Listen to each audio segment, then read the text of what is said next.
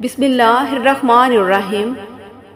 ناظرین، ہزاروں سال پہلے اللہ پاک نے حضرت سلیمان علیہ السلام کو ایک اڑنے والا تخت عطا کیا تھا جس کی رفتار ہمارے آج کے دور کے ہوائی جہاز سے کئی گنا زیادہ تھی۔ حضرت سلیمان علیہ السلام اللہ کے ایسے برگزیدہ نبی تھے جنہیں مہر نبوت کے ساتھ ساتھ عظیم الشان بادشاہت اور حکومت سے بھی نوازا گیا تھا۔ مختلف روایات میں ہے کہ حضرت سلیمان علیہ السلام نے 700 سال سے بھی زیادہ مشرق سے مغرب تک حکومت کی اور بہت سے دشمنوں کو زیر کیا۔ یہ عظیم الشان بادشاہت حضرت سلیمان علیہ السلام کو اس لیے ملی تھی کہ آپ نے اللہ تعالیٰ سے گڑ گڑا کر دعا کی تھی کہ اے میرے اللہ، مجھے ایسی بادشاہت عطا فرما جو نہ پہلے کسی کو ملی ہو نہ ہی میرے بعد کسی کو عطا ہو۔ بے شک تو بڑا عطا فرمانے والا ہے۔ لہٰذا اللہ پاک نے آپ کی دعا قبول فرمائی اور انسانوں کے ساتھ ساتھ چرند پرند اور جنات کو بھی آپ کے تابع کر دیا گیا۔ اللہ تعالیٰ نے حضرت سلیمان علیہ السلام کے لیے ہوا کو بھی مسخر کر دیا۔ آپ تمام مخلوقات کی زبان سمجھتے تھے۔ چرند پرند، جاندار، جنات اور انسان سب آپ کی عظیم فوج کا حصہ تھے۔ جب حضرت سلیمان علیہ السلام نے اپنی بادشاہت سنبھالی تو آپ نے ایک شاندار تخت بنوانے کا حکم دیا جس کی لمبائی 3 کوس تھی۔ جنات نے اس عظیم و شان تخت کو بڑی ہنرمندی اور مہارت سے تیار کیا جس کو بنانے میں کئی سال لگ گئے۔ ناظرین، حضرت سلیمان علیہ السلام کا وہ تخت ہاتھی کے دانت سے بنایا گیا تھا۔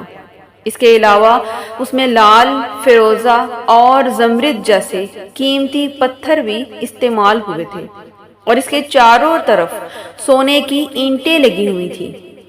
اس تخت کے دائیں اور بائیں جانب 1000 سونے کی کرسیاں لگائی گئی تھیں جن پر حضرت سلیمان علیہ السلام کے درباری اور وزیر بیٹھتے تھے۔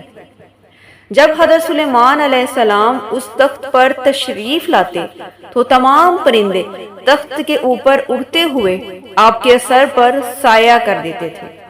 جب حضرت سلیمان علیہ السلام ہوا کو حکم دیتے کہ اس تخت کو ہوا میں اڑا دو تو ہوا فوراً معلق ہو کر اس تخت کو زمین سے اوپر اٹھا لیتی اور چند لمحوں میں میلوں کا سفر طے کر کے اپنے مقام پر پہنچ جاتے۔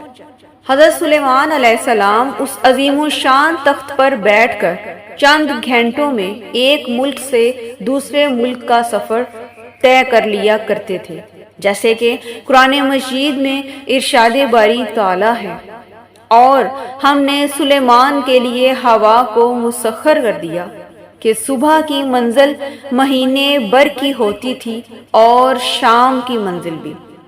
اپنے ہوائی سفر میں حضرت سلیمان علیہ السلام پورا وقت سر جھکائے اللہ رب العزت کے ذکر میں مصروف رہتے۔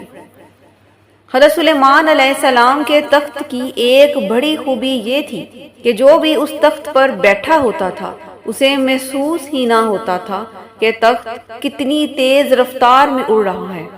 اللہ پاک کے حکم سے ہوائیں اس تیز رفتار تخت کو چاروں طرف سے اپنی آغوش میں لے لیتی تھی جس سے بیٹھنے والوں کا سفر انتہائی آسان ہوتا تھا۔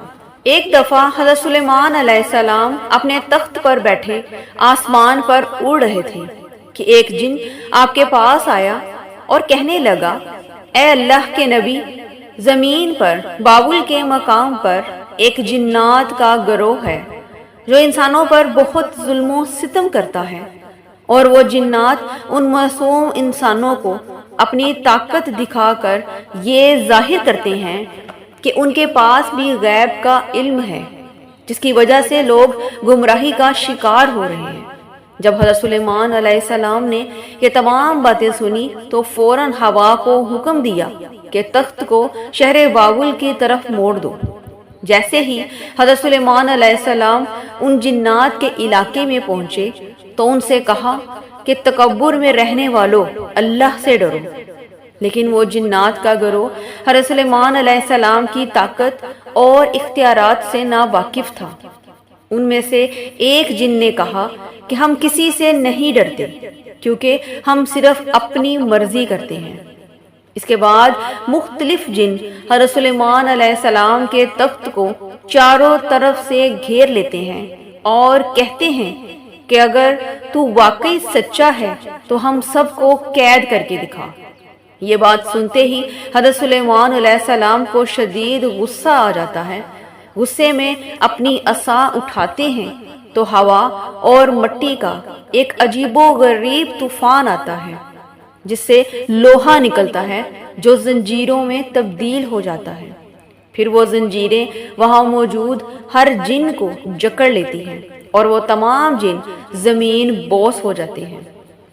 پھر حضرت سلیمان علیہ السلام کے قدموں میں گر جاتے ہیں اور پوچھتے ہیں کہ آپ کون ہیں؟ آگے سے حضرت سلیمان علیہ السلام جواب دیتے ہیں کہ میں اللہ تعالیٰ کا نبی اور داؤد علیہ السلام کا بیٹا سلیمان ہوں، اور اللہ پاک نے مجھے اس زمین پر امن اور سلامتی کے لیے بھیجا ہے، اس لیے خبردار ہو جاؤ اور زمین پر فساد نہ پھیلاؤ، ورنہ اللہ تبارک و تعالیٰ کا عذاب تم لوگوں کو فناہ کر دے گا۔ پھر وہ جنات کا گروہ حضرت سلیمان علیہ السلام کی نبوت اور اللہ تعالیٰ کی وحدانیت کو مان کر وہاں امن و سکون قائم رکھتے ہیں اور وعدہ کرتے ہیں کہ کبھی بھی کسی مسلمان کو تنگ نہیں کریں گے۔ اسی امید کے ساتھ اجازت دیں کہ آپ کو ہماری آج کی ویڈیو پسند آئی ہوگی۔ ویڈیو پسند آئے تو صدقہ جاریہ سمجھ کر شیئر ضرور کیا کریں۔ انشاءاللہ دوبارہ ملیں گے ایک نئی اسلامی معلوماتی اور تاریخی ویڈیو کے ساتھ۔ شکریہ۔